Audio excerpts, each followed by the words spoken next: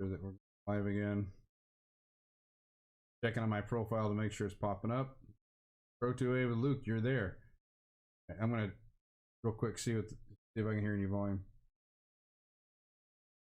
You got me? You got me? Yeah, I still got you. I'm just seeing if I can hear you when you talk.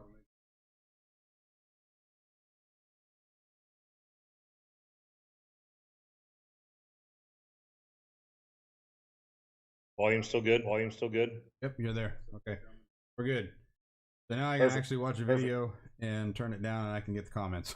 All right, so we're back on with Luke. Hopefully this time OBS doesn't decide to shut us down and act all kinds of goofy and everything else. So anyway, we were talking about your rally that you're going to have on January 31st out in Wasilla. Right. Let's kind of recap it again real quick just to make sure people that are coming on, because we're getting people coming on now. So I haven't been on and done a video in quite a while. I was telling everybody else that on the last video. So we had some technical difficulties on the first video, but anyway, Luke's here. He's done a video this afternoon. They're trying to limit everyone's Second Amendment out in the Valley, and I got a feeling that it won't stay just in the Valley. It's going to come across the rest of the state, and we all know that right now government in general is hammering the Second Amendment, so we have to definitely stick together and do something about it. So we're going to get together and do a rally out in Wasilla, or actually it's going to be in Palmer, right? Yeah, it's in Palmer. It's at 350 Dahlia Street. It's at the Borough Assembly meeting. So if you go on Facebook, look up Second Amendment protest or Second Amendment rally and protest in Palmer. Or you can, if you guys want, if you follow Dustin, I'm good with you following me. Look up LD Howard in Palmer, Alaska. Go ahead and friend me. I'll friend you back. I'll send all updates on this stuff as I get them. I've got a few guys in the borough and a few other guys that feed me pretty good information on this stuff. Keep me up to date, and I can keep you guys up to date on what's going on with this stuff. All right, sounds good, man. Sounds good. You know, I think me and you've gone together. We've gone together one other time out there in the Valley, and yes, sir. It seems like they didn't get the message the first time we were out there. I have to give you credit. You coined one of the best terms. I still use it to this day. Don't California my Alaska. Exactly, man. That was the best. That was the best line all night long. That was amazing. Yeah, I got a round of applause, and I don't think that the assembly members like that too much. No, I'm pretty sure they didn't. I should have done a standing ovation. If I'd been quick enough, a little more witty, I would have given you a standing ovation on that one, man. That was, yeah, you definitely. The funny thing is, the round of applause was the only time that anything was ever clapped at or even said in that meeting. People feel the way we feel. People have the same burning in their hearts that this is wrong. We're on the right side.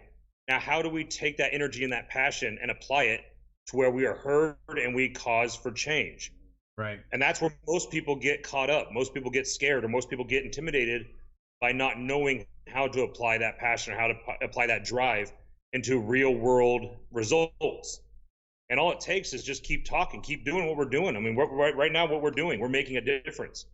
Like I said, I haven't even looked lately. I guess I can look at my phone right now. I mean, last time I checked, 49,000 views over an 8-minute video I made this morning while sitting in my gun shop.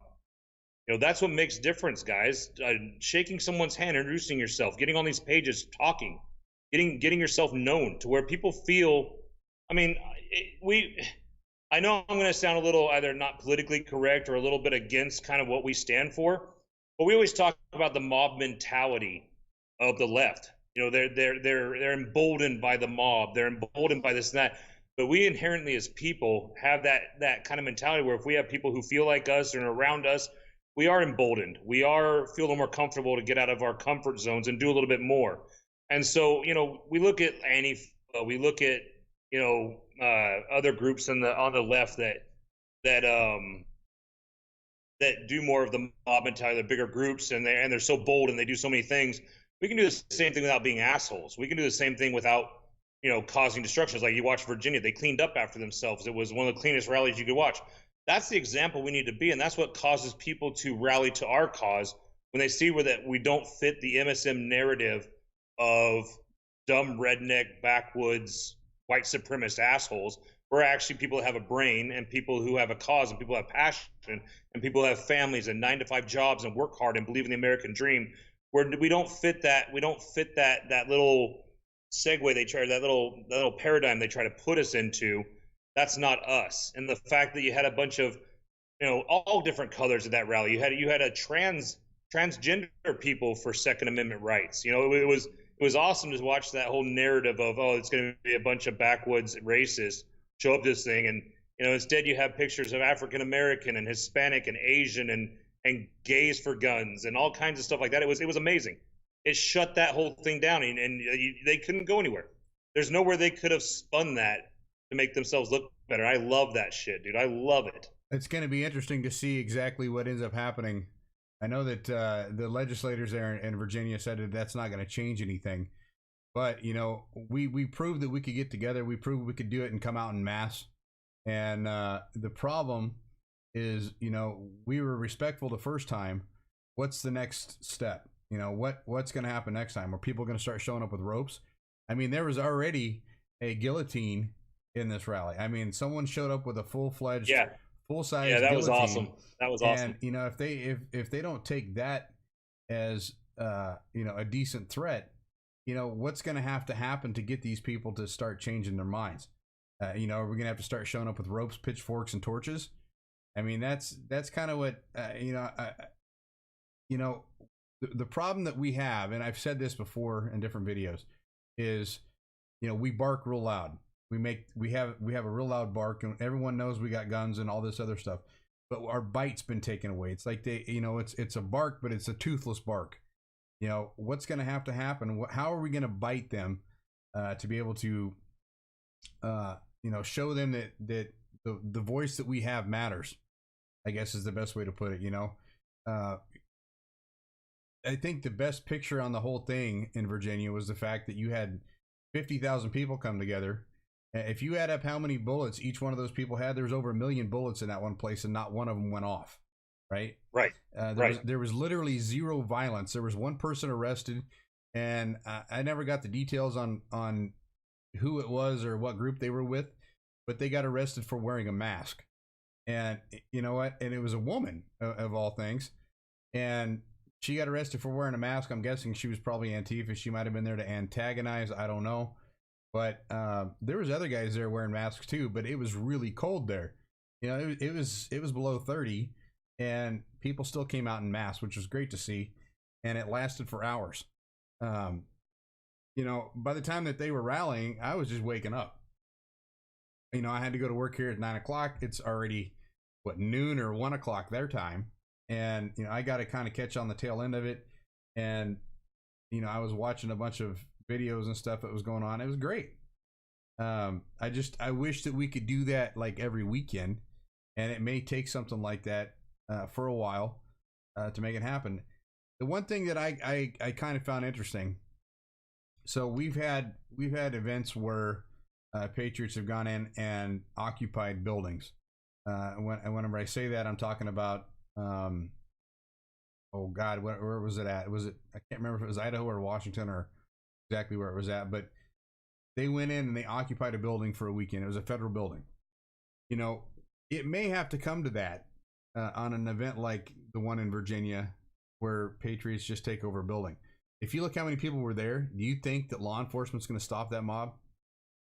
No. I don't know. Did you see that link I sent you a while ago about that the citizens' arrest on everyone on the town council? Oh yeah. And that's not the first time that's happened. It's happened before. But, we're going to have to do that. The rally, or event, whatever it's going to have to be, it's going to have to happen while they're there. Now, that's the thing that happened with Virginia is I don't know how many of the lawmakers themselves were there. It was a holiday.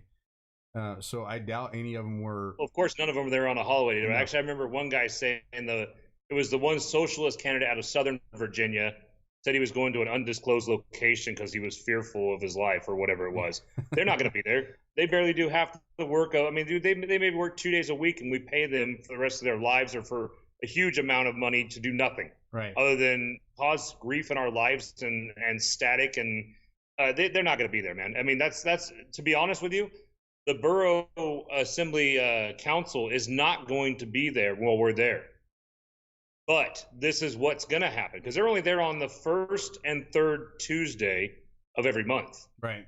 So they're not going to be there. But this is who is going to be there and what's going to happen. One, we have the news media going to be there. It's going to post it all over the state. That makes a difference in itself. Two, the fact we're all going to be there on the last day to be able to pose public comment in opposition of this thing. So you have all these people show up and they're going to be inundated with opposition letters and disapproval and things like that. The other thing it's going to do, which is kind of funny, and I don't mean to hurt anyone's feelings or anything like that, but if we get enough people there, we're going to jam up that parking lot so much, and being this fact that it's from noon to 5, it's going to make it hard for them government workers to go get their lunch and then come back and find a parking spot. And then when they want to leave after 5 o'clock, it might be a little harder for them to do that as well. Does that hurt my feelings? No, it doesn't. You know what? This is what's going to be the rumors, and this is what they're going to talk about after the fact that, hey, there's a bunch of people here, man. It made our life hell. At least we made an impact. At least we made a difference, or enough of a pain in their ass to where they're going to be talking about it, and it's going to get back to the people in charge. Well, and like I said, if it has to be more than once, it'll be more than once.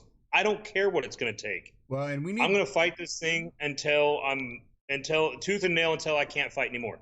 And then I'm going to fight some more. And we need to make sure that when we do this, we remind them that right now we're being nice.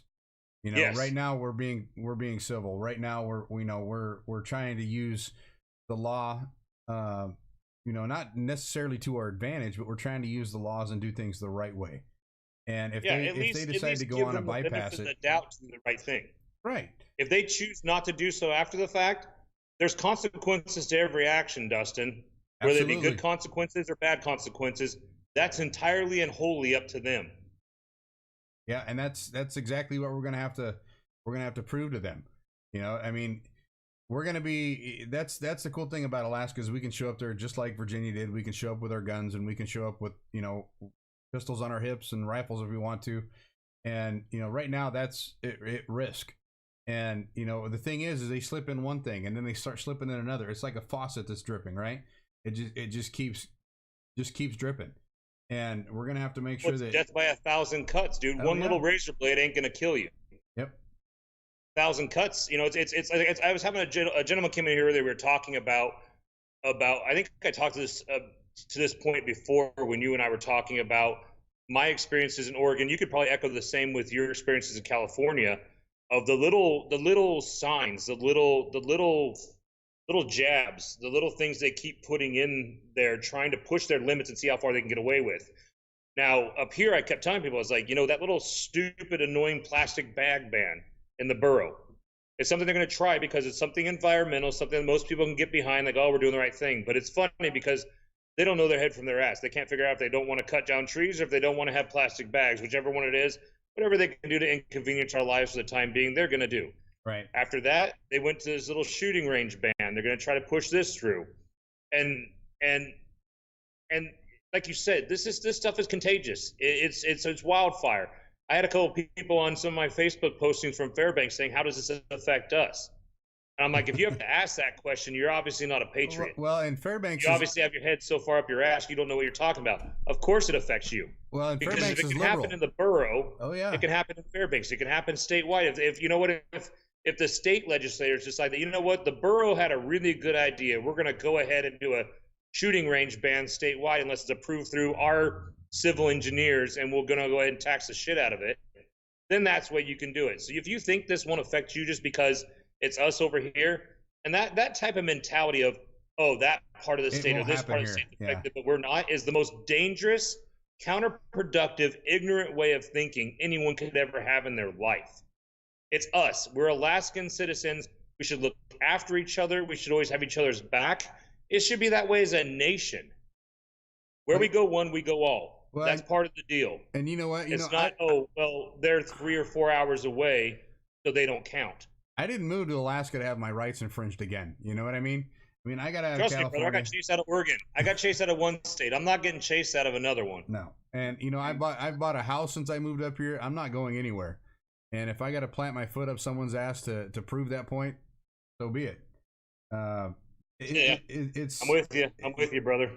Even if we get if we get 100 people in that parking lot on that day, we get 100 people in there, it's a success. If we get 200, 300, 400 people, it's a rising success. But typically what ends up happening is you'll get a bunch of people saying, hey, I'm gonna go, and then you get people that don't show up. But we need everybody, not just a few. We need that parking lot full. We need to make sure that they notice. With the media there, that's a great thing. I'm glad that you got that set up. I'll be there. I got one thing I want to say though. This is important, and this is something that people are going to get mad at me about maybe a little bit. But really, you know what? Sometimes tough love is what we need.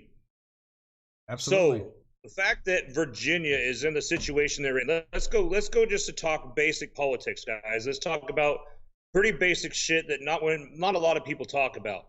On the average, according to statistics, 18% of the electorate votes.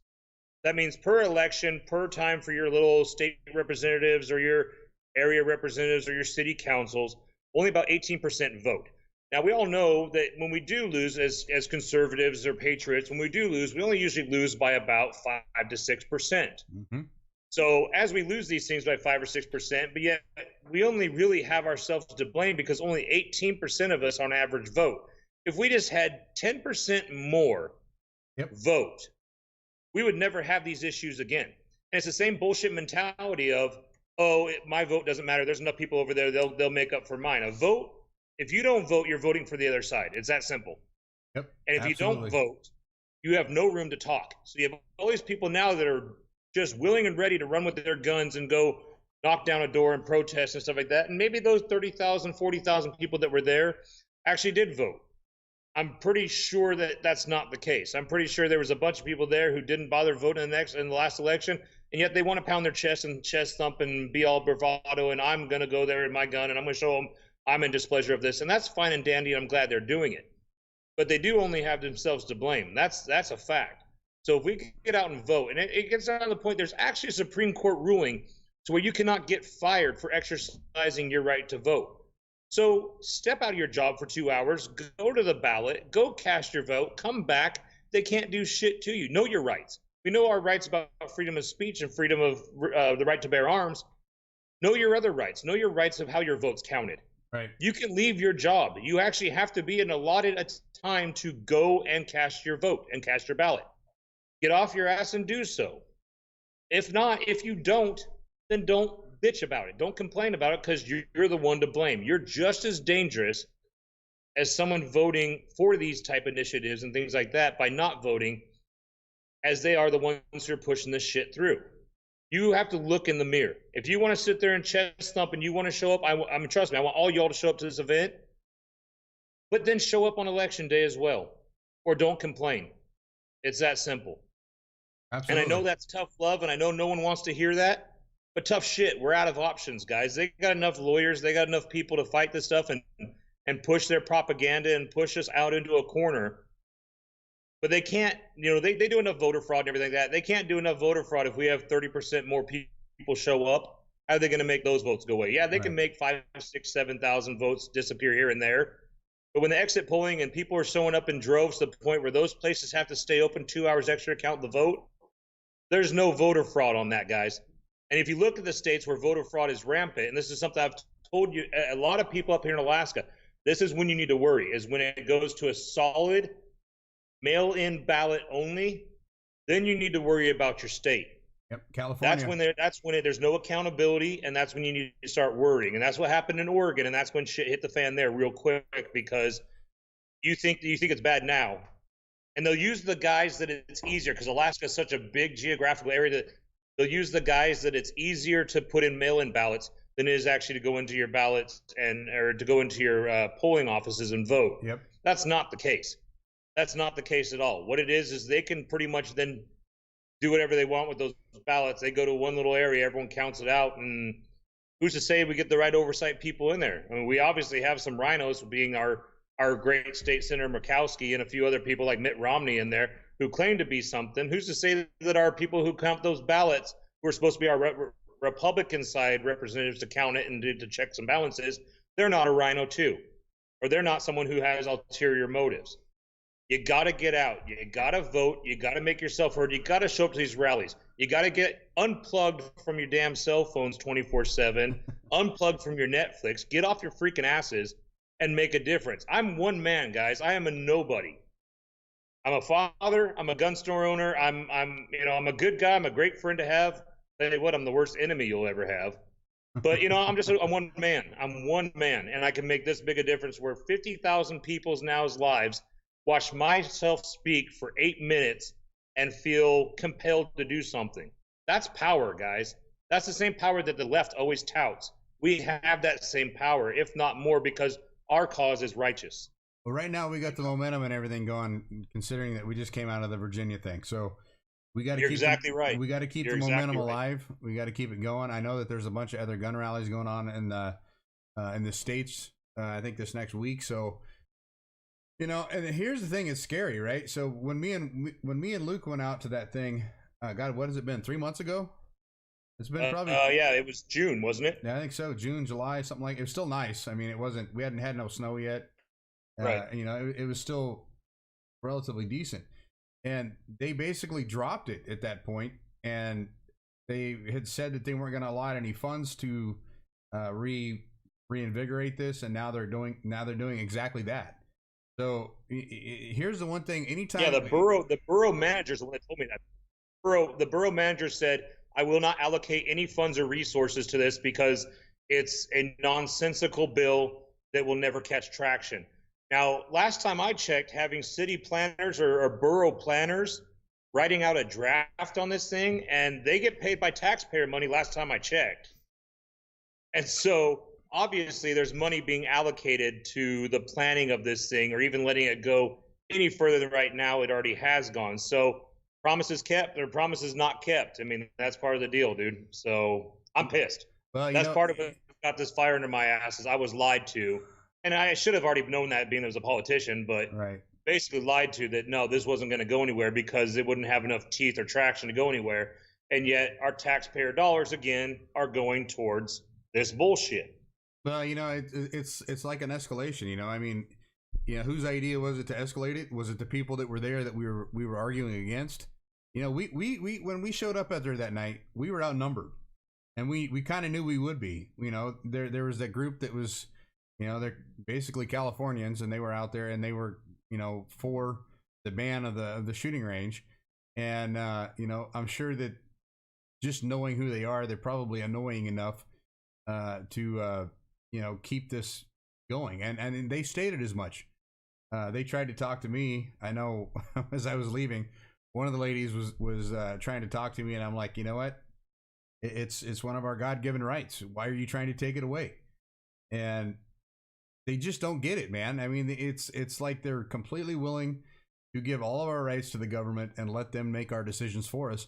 I don't know about you, but that sure as hell ain't me. I can make my own damn decisions. No, actually, you want to hear one of the funniest things about this, Dustin? Yeah. One of the funniest things about this is the main woman, as far as I've known, who wrote this initial part up, she was a judge in the area. This woman, over the bench, called a woman who was pregnant, called the baby inside this woman's womb a parasite during a divorce proceeding. That's the kind of people we're dealing with this. And then also, come to find out, this is another funny thing I didn't know until recently, is when I first went to the District 6 meeting where this all originated, and I fought it the first time, there was the same woman who wrote this. I'm not going to drop names. I mean, if you really want to come find out, I'll tell you via person. I'm not going to tell you over this. Right. But the same woman who supposedly wrote this, as far as my understanding, she's a lawyer and politically minded and a judge. She was on a telephone conference when this was all being put through. And the funny thing is I think she gave the excuse she had a meeting or she was busy. So they allowed her to do this via a telephone conference. Come to find out, and she voted in the affirmative for her written proposal and everything. Come to find out after the fact, someone else told me, and I don't have this as fact or gospel, so don't quote me on this, but apparently after this woman retired from the bench, she moved to Montreal, Canada. She's not even a actual resident of Alaska anymore, and does not live there. She owns property up there, but she doesn't actually live up there. The other thing I heard, and this might be wrong as well, part of the deal is this, I do feel bad for this, and I'm not using this in any political gain at all, but I guess her son had committed suicide with a handgun. Yeah. Well, and I think maybe, I mean, a mother's love is a mother's love, but I think misplaced anger and misplaced heartache can go towards doing this too. Like I said, all it takes is passion and a cause. May be an unrighteous cause, but that's what gets things started and get things done. So that's what we're combating, people. Well, that's what this whole thing's about. Here's the one thing that I took away from that. So when we were out there and we were arguing, standing up for our rights, one of the things that kind of blew my mind was one of the guys that was sitting there arguing with us or against us. The guy was an ex-state trooper. Okay, this guy knows the laws, right? This guy has been trained in the laws, and he knows what our rights are, and he knows everything that he's supposed to know, and yet he's still willing to take away someone's Second Amendment rights. And that right there was a huge takeaway for me. And he admitted right there that he's an ex state trooper. And I know exactly who he is. Yeah. I mean, this guy doesn't really give a shit. And the range that we're talking about, it's someone else's private property, and it should not even be a question. It's not even a range. It's not a range. It's private property where people who buy guns from us or people who come and want to go shoot after they bought something from us, it's private property. It's 40 acres that has berms already set up, steel targets set up to go up there and shoot way the hell out of city limits. Right. It should be well within the rights of doing everything we want to do. And we do it just as a courtesy for people who can't drive all over hell and back to go shooting at the 3 ranges that are readily available to us. So yeah, it saves people time and effort and cause and money because they don't have to pay dues. We don't charge anything to go up there. That's not a range. It's us being friends of our loyal customers who help this gun store out to say, hey, here's a safe place to go shoot with some great steel targets, a nice safe backdrop. Go have some fun. Right. Well, that's the thing. So it's not even a range, but that's the dangerous part about this legislation. Is that could turn that in someone's interpretation into being a range. And right. Part of the deal with that is some of the stipulations, as those who have watched my video, one of the stipulations on the range is noise abatement. And one of the noise abatement rules is you can't have anything over 75 decibels. Now, anyone with half a brain that knows anything about guns at all knows that even with a suppressor on a gun, that only suppresses down to 123 to 133 decibels. So 75 decibels is almost twice as quiet as a suppressed weapon, and that's how they can shut you down. Right. Like I said, the vague, convoluted wording in this bullshit agenda is so disheartening and so scary that everyone should show up to this thing and say, no freaking way, not in my Alaska. Like you said, don't California my Alaska because we're tired of it. Absolutely. That's what we're going to have to make sure that message is delivered. And I've always wondered this. How many of those politicians that are pushing these kinds of things and that are backing these kinds of things have ever actually shot themselves? And just sitting there in the valley and watching, there might have been maybe a quarter of the people on the bench there that's ever held a gun in their life, much less shoot one. So right, they don't. It's not that they don't care. They don't give a shit about us. That's pretty much a given. But, they're not even realizing the fact that Alaska is one of the biggest hunting states on the planet, right? I mean, everybody carries a gun. Wouldn't you rather be around someone that is safe with a firearm rather than have a bunch of idiots running around the city, carrying every day that's never fired, that's never shot? It doesn't matter to them, Dustin. It doesn't matter one bit. Actually, it seems like this day and age we're in a meme culture. There's meme wars and there's meme this and meme that.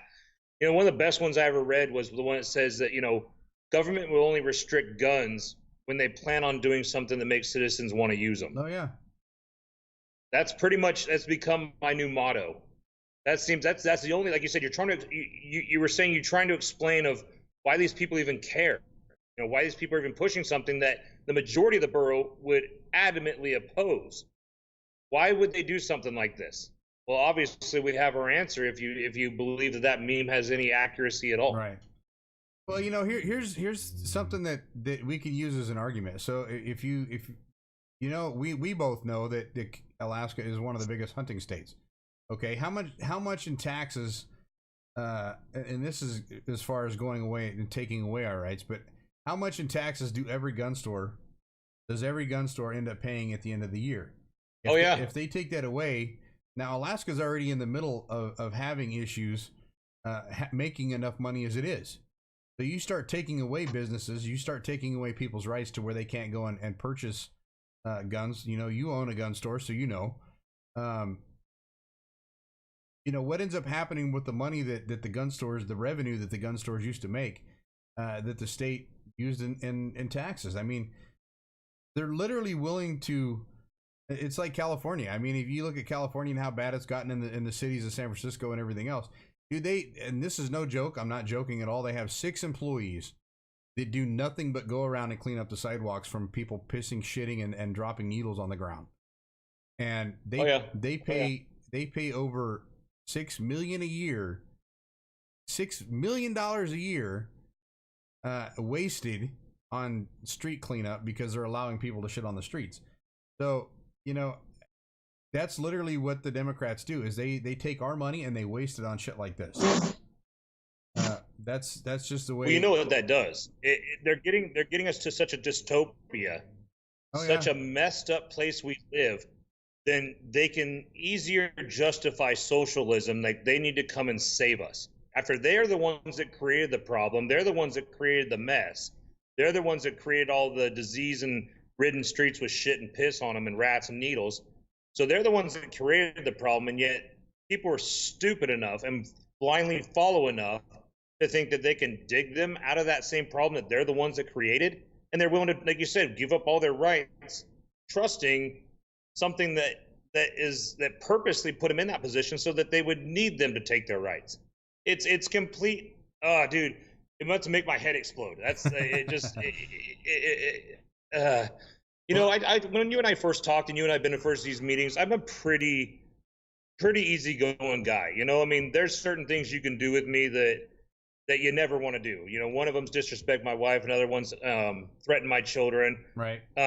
Threaten my freedoms, and you know, burn a flag in front of me. Those are pretty simple things that, you know, if you do those things, I'm gonna put a hurt on you, and you're definitely gonna know it. I'm not a little guy. I'm damn near 6'4" and 270 pounds, and if I want to hurt you, I can do a pretty good job at doing that. So, but usually just with my size and kind of my demeanor, people usually don't mess with me. So I try not to ever really be a bully or try not to be an asshole. But this stuff has got me to the point where it's lit a fire into me, the point where I'm feeling that, like you said, I'm feeling that urgency to start grabbing some tar and feathers, start grabbing some rope, start grabbing some stuff like that and say, you know what? You've obviously mistaken the fact that I'm polite and was raised right as a sign of weakness, and I'm over it. Right. I'll show you strength, and I'll show you strength like you've never seen before. You know, I lived out in the valley for a couple of years, and I'm still kind of shocked. Actually, I'm kind of in a state of shock that they're actually proposing some of this shit, because I know a lot of people out there. I know what the valley's like. I mean, it. To be honest with you, and this isn't a bad thing, but most of the people that I know out in the valley, they're rednecks. I mean, yeah. I'll be honest with you. The fact that the redneck population out in the valley are letting this happen, it just completely blows my mind. And I hate to say it, but it's not letting it happen, dude. That's the thing. That's the thing is when I went to the gun show and I was passing these Vern Rupright printed all these out and actually put a really good pamphlet together that I'm handing out at my gun store. It's not the fact they're letting it happen; it's the fact they didn't know about it. Yeah, the borough's done a pretty good job of keeping this thing pretty quiet and hush hush and hard to find. That I don't think it's the fact that they don't know about it. It's that, you know what, I'm just so much to blame. And I didn't know it had gone to this far to the planning council. The first second I found out, that's when my ass was on, you know, trying to move again, trying to put my boots on and go back to work. So I mean, a lot of it is they just don't know. They didn't know. If they knew, and they would sit down and read, what is this thing? Like, I think 7 pages, maybe. 6 pages. If you would read 6 pages, it'd take you probably maybe 10 minutes of your life. If you read 6 pages of this thing and realize what's trying to be done, then they would actually know, and they'd read the things about the decibel limits. They'd read the things that put 20-foot berm pluses on all their stuff, and civil engineers that even supersedes NRA standards for a shooting range. Right. So they're making it so impossible to actually be a shooting range that it basically will ban it unless you jump through all their hoops and pay all their fines and all their money. So yeah, it may not effectively ban everyone, and it may take a while for them to do it, but this is what I see happening. People are asking how they're going to know if I'm shooting them on private property. Well, you may have a neighbor that doesn't like it. You may have a neighbor that doesn't like shooting, turns you in. Red flag, they decide to levy it to your taxes as a fine. Now you got a fine on your taxes you got to pay, and if you don't pay it, they're going to levy it against your house. You think that won't happen? You're sorely mistaken and a little bit ignorant to the way the government works. Well, that's the thing. They'll get their money out of you one way or another. Well, you know, that's the thing. When we were out there was more than just the gun stuff that we were out there for. Okay, they were wanting to raise taxes and everything else. You know, right. I look at part of this, you know, where you're talking about neighbors turning somebody in. This is a sneaky way to start enacting the red flag shit, right? I mean, think about it. Oh yeah. Know, if your neighbor's upset with you because you're out there shooting in your driveway and they turn you in and a cop shows up and says you can't do that, tell me that that's not a red flag situation. It's definitely that. That's exactly what it is. If you're not shooting at that neighbor, you're not harming his house, you're not doing anything that's going to, you know, be negative in his life, then that's a red flag. I mean, they're trying to get you on the radar. Well, that's the thing. If you read the verbiage in most red flag laws, all it says is if you're a danger to yourself or those around you.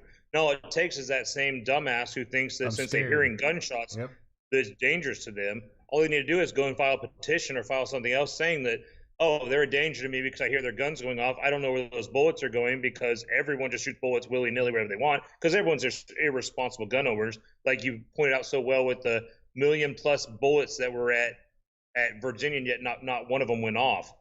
So all it takes is, like you said, is either a danger to themselves or others. That person can say, hey, I'm afraid of this person because they shoot their guns. All of a sudden they get a warrant for a red flag deal, come down, knock down your door, take away your guns, and now you got to fight to get them back. That's the thing that's scary about this stuff. That's one of the things I posted in the very first video I did, that little 8-minute video I did this morning, is the fact that if we fight this now, if we combat this now, then we don't have to hire lawyers and pay a bunch of money to fight it to get our rights back. Yep. They're so antsy into taking them away and having you pay to get them back. That's what this is. Same thing with the red flag laws. It completely violates the Constitution of illegal search and seizure, but yet it's going through. And for some reason, the Supreme Court challenges are being knocked down on this thing because you're paying to get your stuff back. So they're revenuers. They're making money on you. And if you decide to fight it, you're going to pay so much money in lawyer fees and other bullshit. You almost could arm yourself up again with another arsenal without having to go through that shit. Well, that's what they're doing. They're trying to break you. You know, they're trying to control your life. They're trying to control your lifestyle. They're trying to control every aspect of your life. And you know, if they end up breaking you and you can't afford to do anything, guess what? You're going to be homeless in San Francisco. I mean, you know, that's the thing is. I'll tell you what, if I'm ever homeless in San Francisco, I know a few places I'm going to go drop my trousers and shit right in front of. Well, there's a few places I could think of too, actually. Yeah, but I think I would pick a warmer area than San Francisco personally. But I tell you right now, in San Francisco, when it gets foggy, it's cold as shit. I mean, it is as cold there, as it is here. I know. I'd be like in LA or Tahoe or something. I don't know. It just the thing is you know, we know that they're going after our rights, and we know that the only way to stop them is to confront them about it. The problem is getting enough people to show up to confront them about it. Because here's the deal, guys, and Virginia proved this. Yeah, and this is another thing, a visual that I seen there too. With that many people there, how many cops do you think were on the streets? Not hardly any. There wasn't enough. Well, I mean, there could have been. I mean, there were sheriffs there that were supporting it, but at the same time, there wasn't anybody there. And if something would have popped off, if something would have gone crazy, if Antifa or whatever shows up, started shooting, there was no way they were going to stop that. It would have been a complete bloodbath in Virginia. And I think Northam, the governor there, knew it. You know, I think he was hoping something bad was going to happen. But, you know, he didn't have any officers on the streets. They were in the square, in the fenced in area, but there was not anybody on the streets. Everybody I talked to that went down there, you didn't see any police force at all. So actually, that's a good point too. I have a lot of friends that are law enforcement officers. I have friends that are ABC guys, some different agencies and this and that. Really good friends, phenomenal human beings, and good patriots. I do feel for these guys. Oh yeah. How would you like to be put in a position where you're told to do something and your family's dinner table depends on it? And I do believe there's a certain time where you need to disobey certain orders. But even like the red flag laws, how do you want to be a cop told to go knock down a guy's door who is armed to the teeth or supposedly armed to the teeth, and your job is to go knock down his door and take them away from him? That is unfair to ask of our law enforcement when there's all kinds of other shit that we ought to be worried about. Our meth problems, our theft problems. When was the last time you ever had something stolen? Cops won't ever show up. What they'll do is they call your insurance company and we'll file a report. Right. Sorry about your luck. Yep. It's gone to revenuers again. It's gone to the cops have turned into revenuers as a general whole. Now, does that mean that all cops are that way? Definitely not. I have nothing but respect, and I have a lot of law enforcement guys come in here. They buy from me. I have utmost respect for them, but their hands are tied by the bureaucrats that are in charge of them, telling them and giving them these unlawful orders. Yep. And I feel for them. I feel for these guys more than anything. Can you imagine having that job, Dustin? Oh, well, you know what? If I were to have that job, I'll tell you exactly what I would do. Instead of going to work for the city or the state, and now we don't have counties up here, but if I was in another state and if I ever wanted to become a law enforcement officer, I sure as hell wouldn't do it for the city or the state. I'd do it in the counties. I'd be a sheriff. And the reason I say that is because then you're duly elected by the people. And most of the sheriffs, and I'm not saying all of them, but most of the sheriffs do abide by the Constitution. They understand that the people of the county put them there. Right. They weren't selected for the job. They were put in there by the people that they are serving. And that's exactly, I wish I would love to watch this go to a borough. If they had borough elected sheriffs, I think it'd be so much more effective in Alaska than just a few city municipalities and then a bunch of state troopers. Because the state troopers are so undermanned and have such a huge area to cover. Yeah, it's ridiculous. These guys, I feel for these guys. You have a guy that, one guy's in charge of 400 miles of road, let alone the millions of square miles of land he's supposed to do. And he has no backup. He has no help. He has no nothing. If you went to an elected deal that was paid for by that borough, and you have people who are honest law enforcement officers abiding by the Constitution and doing the best they can for their constituents, then you'd have real common sense laws come back and enforcement come back, and you'd have protection for the counter drug and the anti-theft and the other stuff like that we're dealing with even up here. Right. We got to get to the point where we go back to common sense. We go back to electing people we trust, things like that. Like I said, I love law enforcement. I have so many friends who are amazing people. Even the ABC guys that I know are, I know some guys are Secret Service. I know guys that are federal air marshals. I know guys that are in the DEA. I know great guys that are in the postal inspector part of it. These guys are phenomenal human beings.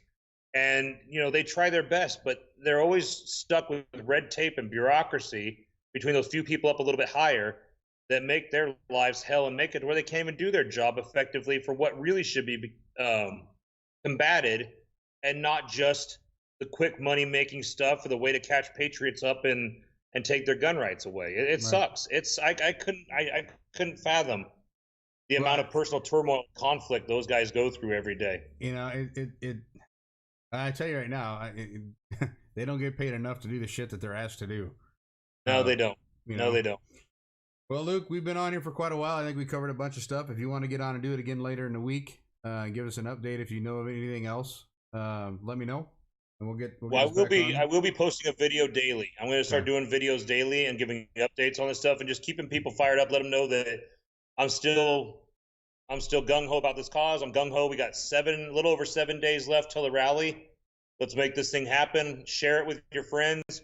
Just keep that fire alive. You guys know this is a righteous cause. You know this is the right thing to do. Now just show up, like Dustin said. Now it just means time to show up and, put up or shut up. That's it. And if you don't put up, shut up, because I don't want to hear you complaining about not having your rights. Damn, Skippy. You know what? If you don't want your rights, give me your guns. I'll take them. Yeah, I'll buy them.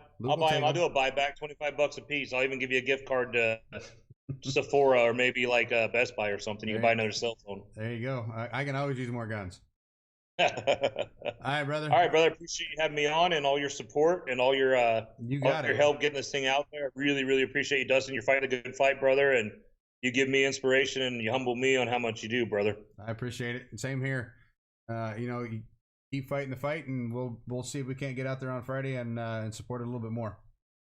Sounds good. All right, brother. Take it easy.